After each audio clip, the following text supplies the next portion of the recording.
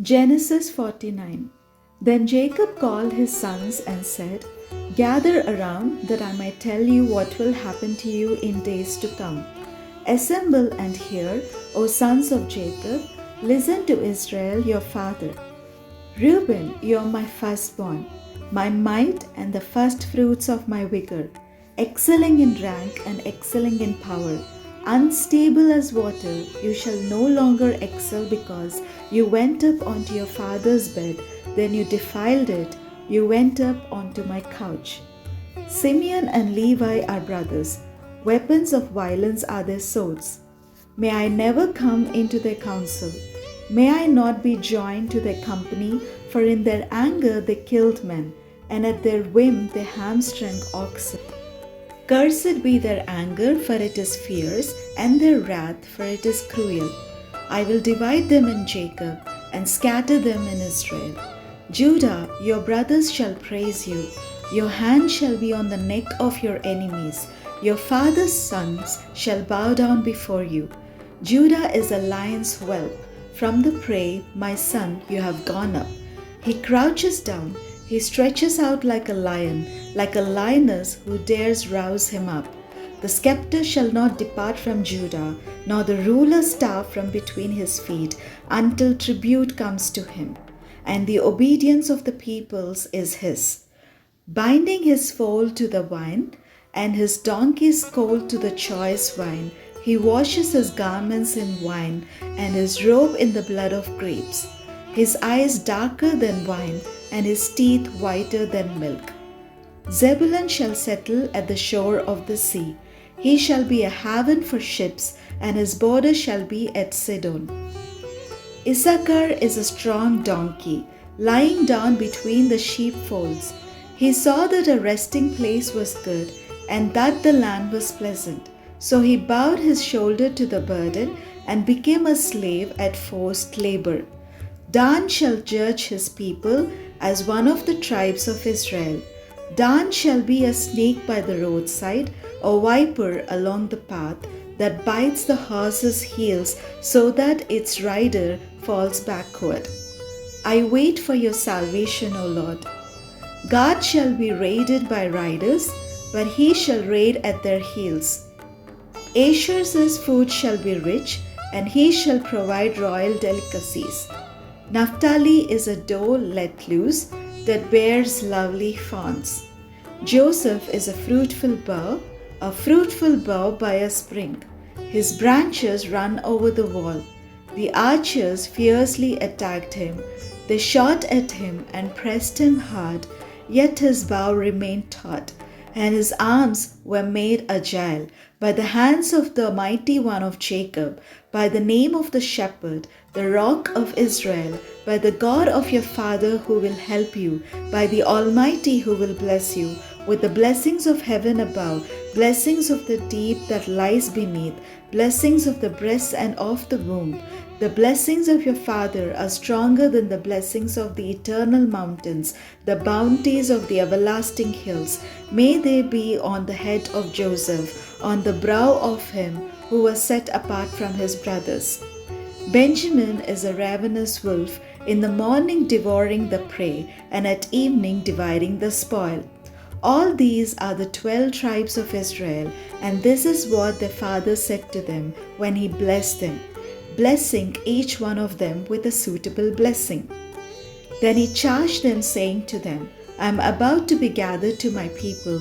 Bury me with my ancestors in the cave in the field of Ephron the Hittite, in the cave in the field at Machpelah, near Mamre in the land of Canaan, in the field that Abraham bought from Ephron the Hittite as a burial site. There Abraham and his wife Sarah were buried. There Isaac and his wife Rebekah were buried. And there I buried Leah. The field and the cave that is in it were purchased from the Hittites. When Jacob ended his charge to his sons, he drew up his feet into the bed, breathed his last, and was gathered to his people. Genesis 50. Then Joseph threw himself on his father's face and wept over him and kissed him. Joseph commanded the physicians in his service to embalm his father. So the physicians embalmed Israel. They spent 40 days in doing this, for that is the time required for embalming. And the Egyptians wept for him 70 days.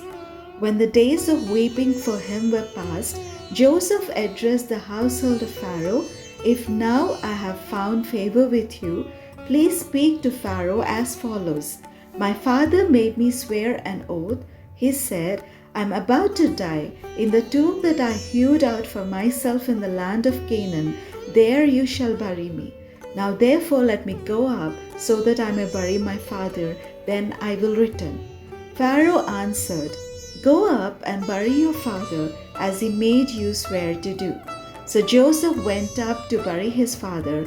With him went up all the servants of Pharaoh, the elders of his household, and all the elders of the land of Egypt, as well as all the household of Joseph, his brothers, and his father's household. Only their children, their flocks, and their herds were left in the land of Goshen.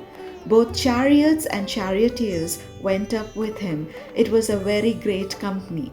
When they came to the threshing floor of Atad, which is beyond the Jordan, they held there a very great and sorrowful lamentation, and he observed a time of mourning for his father 7 days. When the Canaanite inhabitants of the land saw the mourning on the threshing floor of Atad, they said, "This is a grievous mourning on the part of the Egyptians." Therefore the place was named Abel Mizraim. It is beyond the Jordan. Thus his sons did for him as he had instructed them. They carried him to the land of Canaan and buried him in the cave of the field at the Machpelah, the field near Mamre, which Abraham bought as a burial site from Ephron the Hittite. After he had buried his father, Joseph returned to Egypt with his brothers and all who had gone up with him to bury his father. Realizing that the father was dead, Joseph's brothers said, "What if Joseph still bears a grudge against us and pays us back in full for all the wrong that we did to him?" So they approached Joseph, saying, "Your father gave this instruction before he died. Say to Joseph, I beg you, forgive the crime of your brothers and the wrong they did in harming you. Now therefore, please forgive the crime of the servants of the God of your father." Joseph wept when they spoke to him. Then his brothers also wept, fell down before him, and said, "We are here as your slaves." But Joseph said to them, "Do not be afraid. Am I in the place of God? Even though you intended to do harm to me, God intended it for good, in order to preserve a numerous people as he is doing today. So have no fear. I myself will provide for you and your little ones." In this way he reassured them, speaking kindly to them. So Joseph remained in Egypt, he and his father's household, and Joseph lived 110 years. Joseph saw Ephraim's children of the 3rd generation. The children of Machir, son of Manasseh, were also born on Joseph's knees. Then Joseph said to his brothers, "I am about to die, but God will surely come to you and bring you up out of this land to the land that he swore to Abraham, to Isaac, and to Jacob." So Joseph made the Israelites swear, saying, "When God comes to you, you shall carry up my bones from here." And Joseph died, being 110 years old. He was embalmed and placed in a coffin in Egypt. Exodus 1. These are the names of the sons of Israel who came to Egypt with Jacob, each with his household: Reuben, Simeon, Levi, and Judah; Issachar, Zebulun, and Benjamin; Dan and Naphtali; Gad and Asher. The total number of people born to Jacob was 70.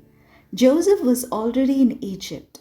Then Joseph died, and all his brothers, and that whole generation. But the Israelites were fruitful and prolific. They multiplied and grew exceedingly strong, so that the land was filled with them. Now a new king arose over Egypt, who did not know Joseph. He said to his people, Look, the Israelite people are more numerous and more powerful than we. Come, let us deal shrewdly with them, or they will increase and in the event of war join our enemies and fight against us and escape from the land.